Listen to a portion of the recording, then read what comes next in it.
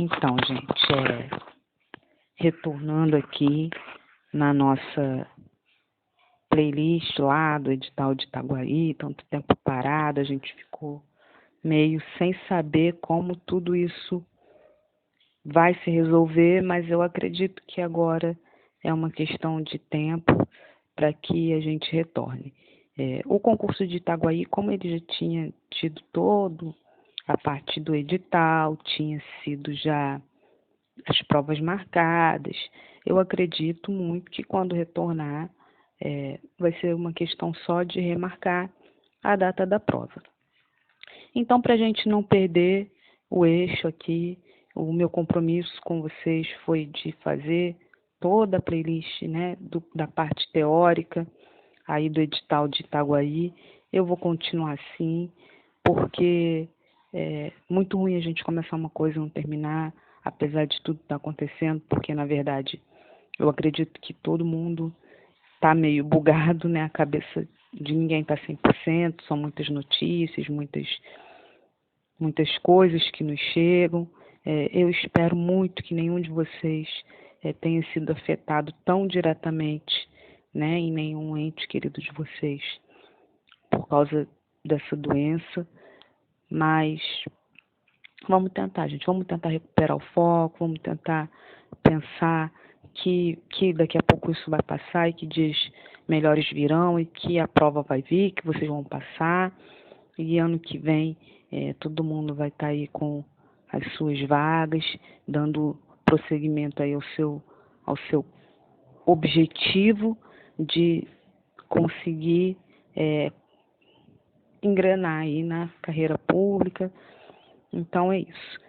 Que eu vou continuar de onde eu parei. O próximo tópico era plano de aula e é do plano de aula que nós vamos falar. Embora pareça ser uma coisa muito simples, uma coisa muito corriqueira, que todo mundo conhece bem, sabe falar, mas tem algumas coisas importantes a se dizer sobre o plano de aula dentro do pensamento que essa banca traz, que são algumas coisas que não podem passar despercebidas, porque pode justamente vir alguma questão dentro desses detalhes e a gente precisa estar com isso na cabeça para saber. Então vamos lá. Em primeiro lugar, o plano de aula ele é um instrumento de trabalho do professor. É o momento que o professor se distancia da sua prática e ele vai parar para pensar no que ele tem que fazer para passar um determinado conteúdo para os seus alunos. Ele não vai fazer isso na aula, claro, ele vai fazer isso antecipadamente, ou seja, ele vai se organizar, ele vai parar para pensar no que ele quer fazer, no que ele quer ensinar, e vai organizar as formas, como ele vai fazer isso, o tempo que ele vai levar para fazer isso, os instrumentos que ele vai utilizar para poder fazer isso. Então, isso que é um plano de aula, é esse instrumento do professor que ele vai organizar as suas unidades de ensino, né? Ele vai organizar a sua prática por unidades de ensino para poder conduzir aí a dinâmica do seu trabalho. Então, o que é importante a gente saber sobre isso? O plano de aula, ele sempre está, como tudo na educação, eivado, né, cheio de intencionalidade. Então, quando um professor ele para pensar em ensinar alguma coisa, ele tem uma intenção por trás dessa coisa que ele vai ensinar. Ele não só está pensando no conteúdo, mas com que intenção ele vai ensinar esse conteúdo. E a intencionalidade, gente, ela vai estar ligada, eu sei que é muito chato, eu sei que é uma coisa cansativa, que ninguém aguenta mais falar disso, mas a gente não pode fugir desse raciocínio, porque é justamente o não entendimento desse raciocínio que leva muita gente a tropeçar nas provas. Quando eu falo de intencionalidade, eu estou falando de ideologia, tá? Estou falando da visão de mundo que esse professor tem, da cosmovisão, da forma como ele enxerga as coisas, que vamos dizer, se contamina, mas a palavra não é contaminar, é que está em tudo o que ele pensa e faz na sua aula. Então, a visão de mundo, a cosmovisão, as ideologias que ele acredita, as suas bases teóricas, né, elas vão fazer parte. Quando ele senta para planejar a sua aula e ele pensa em ensinar um conteúdo, ali ele já está colocando em ação a sua intencionalidade. Ou seja, não existe um plano de aula, uma aula neutra, onde esse professor está ali neutro e ele não tem nenhum objetivo além de ensinar o conteúdo, não. Sempre por trás disso existe uma intencionalidade. E essa intencionalidade, ela existe porque todos nós somos pessoas que temos visões de mundo, mesmo que você nunca tenha parado para pensar qual é a sua cosmovisão, qual é a sua visão de mundo, você tem uma.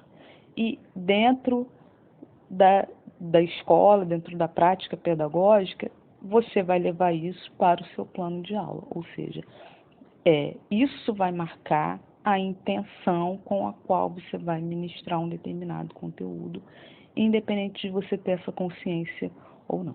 Então, o plano de aula, ele é marcado, sim, por intencionalidade. E quando eu falo de intencionalidade, eu não estou falando, não, o professor tem a intenção de ensinar que B com A faz Bá. Não.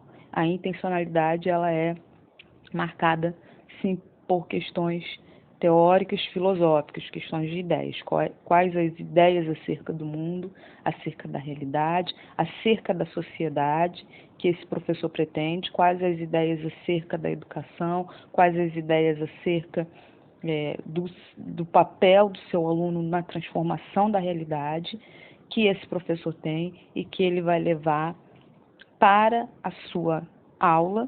E como ele vai fazer isso? No momento que ele sentar para poder pensar na sua aula, tá? Então, o plano de aula, ele é marcado por intencionalidade do professor, que está diretamente ligado à cosmovisão e às ideias que esse professor tem acerca de tudo, pela base teórica que esse professor tem, que esse professor acredita, ou seja, se ele é um professor tradicional e ele acredita na base teórica, ou seja, os pensadores, os pensadores, os autores que ele acredita são tradicionais, então ele vai trazer um plano de aula baseado na pedagogia tradicional.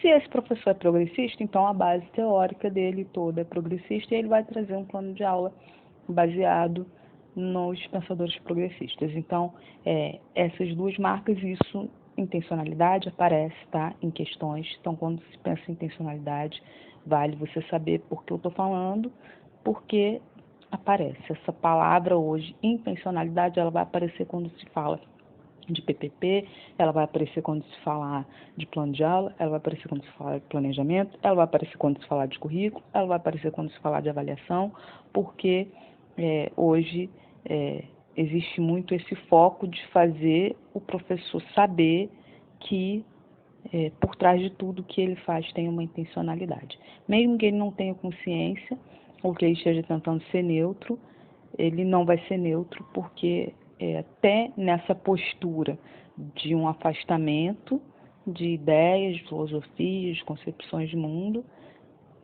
ele ali está com uma intencionalidade, tá? Então, essa palavra pode aparecer e agora vocês já sabem o que ela significa. O plano de aula, ele deve ser dinâmico, né? Não é uma coisa estática, está parada, que não se move, é dinâmico, é orgânico, é vivo, tá?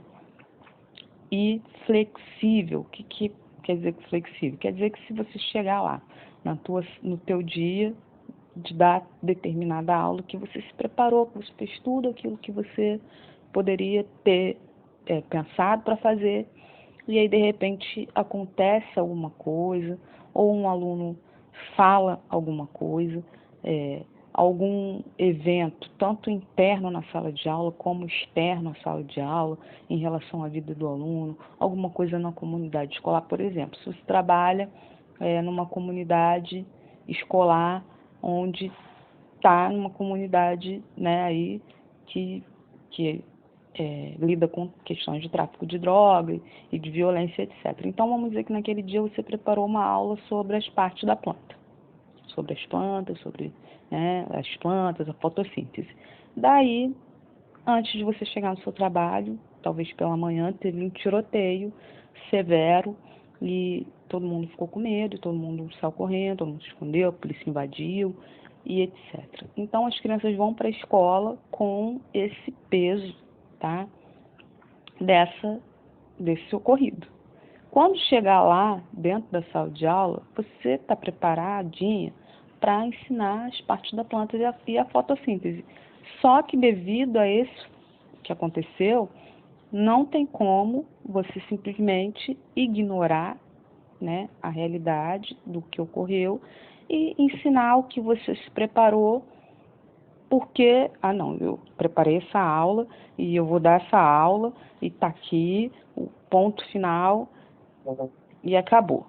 Não, o plano de aula ele é flexível por isso, porque você pode flexibilizá-lo, né? Você pode e deve, como professor,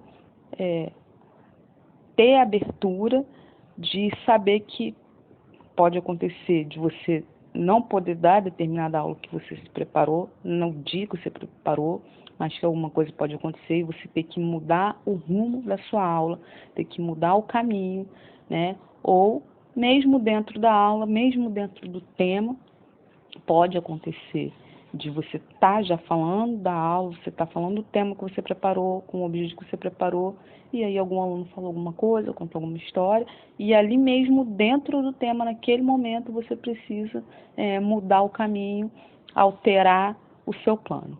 Então, isso pode acontecer, ou seja, o plano de aula não é flexível, ele é flexível. Por que eu estou dizendo? Porque cai muito em questões de concurso, de perguntar, o plano de aula é inflexível, é rígido. Não, ele não é nem inflexível, ele nem é rígido. Ele é flexível e dinâmico, ou seja, você pode alterá-lo, mudá-lo, de acordo com as necessidades e com o contexto da sua turma, no momento que você ou iniciou a aula já, ou no momento que você se preparou, mas chegou lá, não teve como ser daquele jeito, teve que ser de outro. Então, isso que são alguns detalhes que podem aparecer em questões sobre a intencionalidade, sobre a flexibilidade, sobre ele ser dinâmico, sobre ele ser orgânico, né, sobre a questão das bases teóricas, tá?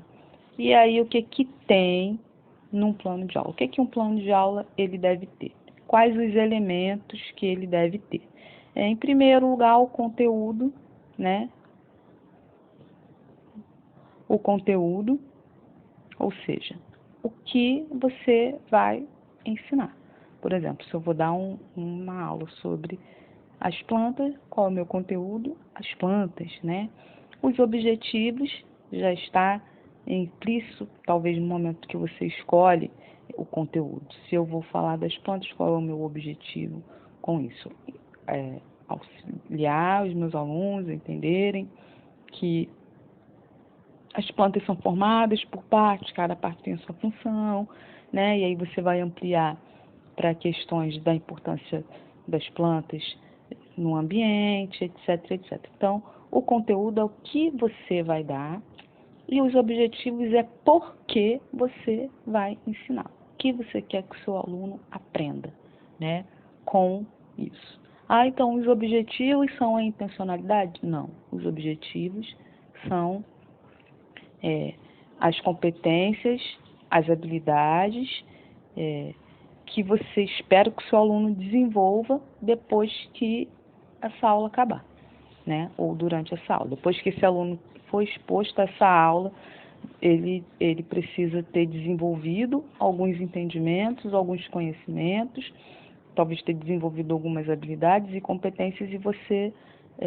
isso é o objetivo. A intencionalidade está por trás do objetivo, tá, gente? eu posso ter o objetivo dentro desse tema que meu aluno entenda e reflita sobre a importância da planta no ambiente, sobre a poluição, sobre o papel dele em relação à poluição, ao desmatamento, e aí você vai ampliar sobre o papel dos governos, das sociedades, né, em relação às questões climáticas e tal. Então, isso é intencionalidade. Quando você vai, a partir das suas ideias, da sua visão de mundo, né, dos entendimentos que você tem acerca da realidade,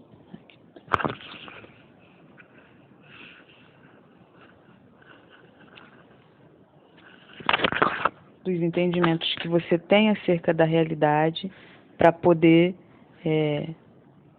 levar esse aluno a entender esse conteúdo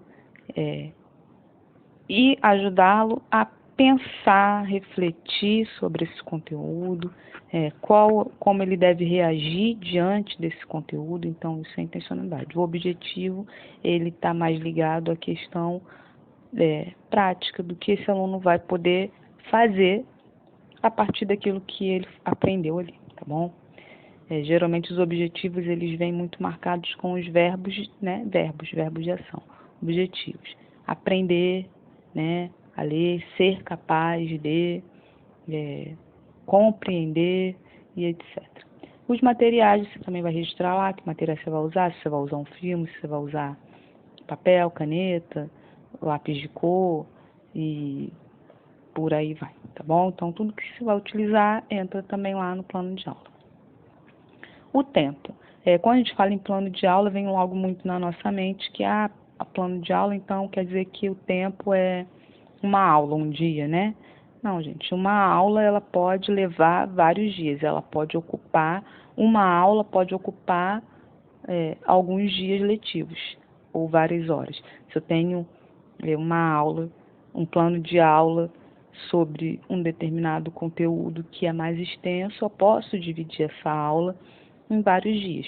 Se cada aula minha, por exemplo, eu tenho 4 horas na escola, eu posso dividir, se eu precisar de mais tempo para poder dar essa aula, dividir em 2 dias, dividir em 3 dias, e aí vai variar da minha necessidade. Não é porque é plano de aula que eu vou dar em um dia, em uma aula.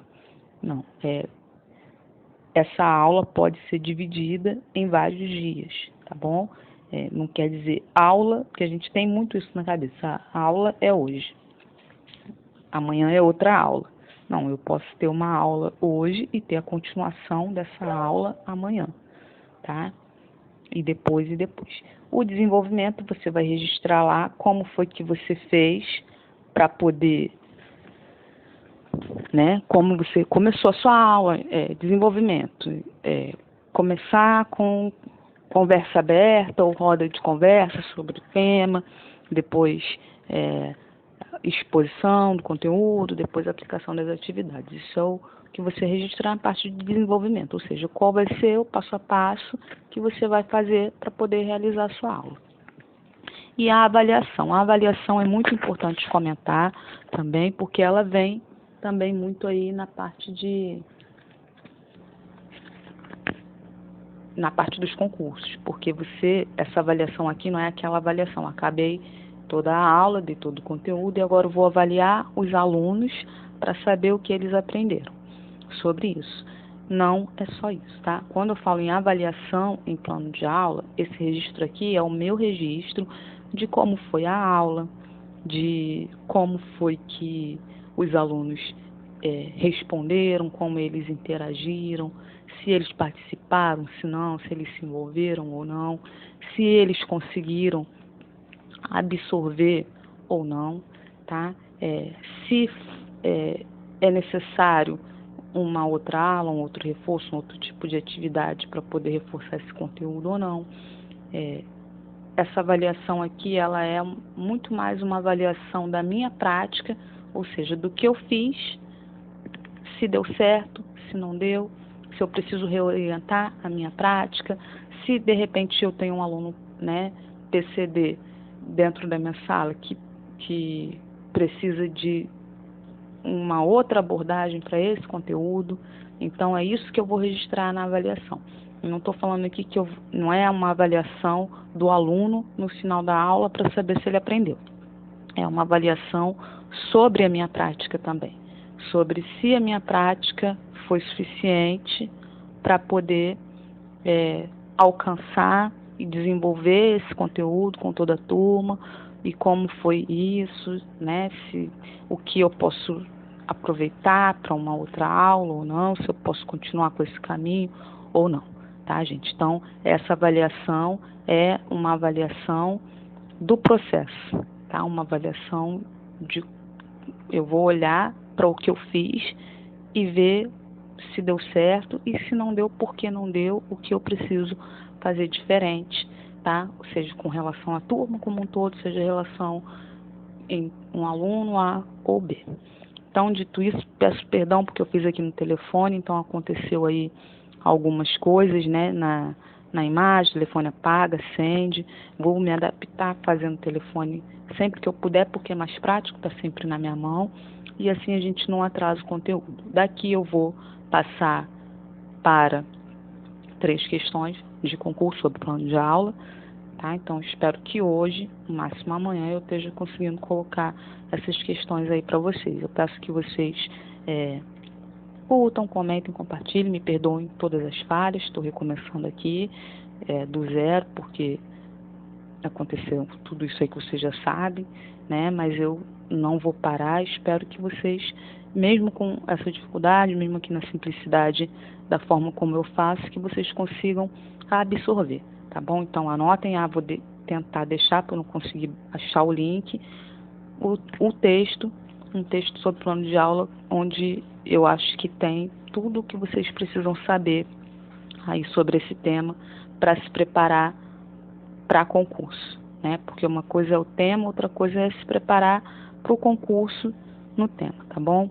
Tenho certeza que todo professor sabe que é um plano de aula, mas não basta saber, você tem que saber como isso vai vir para você na prova. Então, um abraço, espero que vocês curtam aí.